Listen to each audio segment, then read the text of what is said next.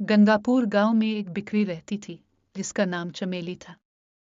चमेली बहुत सुस्त थी और उसे बस सोना ही पसंद था। एक सुबह वो गहरी नींद में सो रही थी। इसके तीनों बच्चे भूख से जाग गए।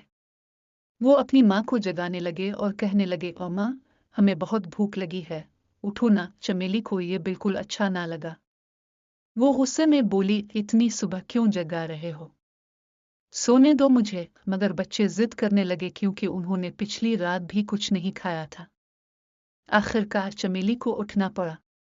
वो बड़बड़ाने लगी कि ये बच्चे उसे चैन से जीने ही नहीं देते। चमेली ने पूछा, कल जो खाना लाई थी वो कहाँ गया? बच्चों ने मासूमियत से कहा, हम खा चुके हैं माँ। ये सुनकर चमेली को गुस्सा आ गया और वो बोली, है तुम्हारे पेट तो कुनवे हैं, जितना लाती हूँ सब खत्म। मजबूर होकर चमेली खाने की तलाश में निकल पड़ी। रास्ते में वो सोचती रही कि खाना लाना कितना मुश्किल काम है। थोड़ी दूर उसे एक खूबसूरत बाग नजर आया जिसमें फलों के दरख्त थे। वो खुश हो गई, मगर जैसे ही आगे बढ़ी, एक बैल ने इसे रोक लिया और कहा, यहाँ मुफ्त में कुछ नहीं मिलता, काम करोगी तो खाना मिलेगा।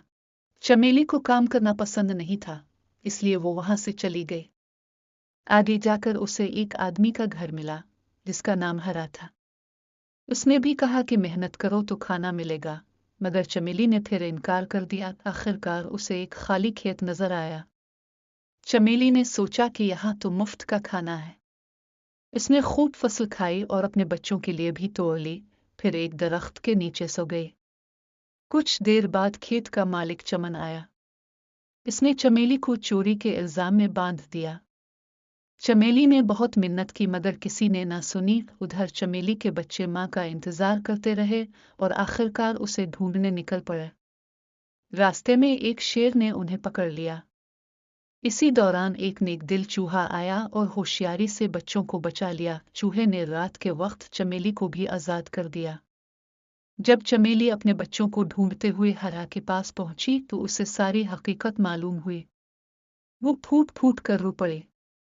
इसे एहसास हुआ कि इसकी सस्ती और कामचोरी ने उसके बच्चों को खतरे में डाल दिया था। अचानक इसके बच्चे सामने आ गए।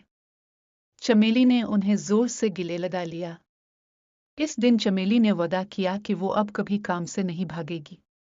आखिरकार चमेली और उसके बच्चे हरा के खेत में मेहनत करने लगे और खुशी से रहने लगे। सबक कि मेहनत करने वाला कभी भूखा नहीं रहता और माँ की जिम्मेदारी सबसे बड़ी होती है।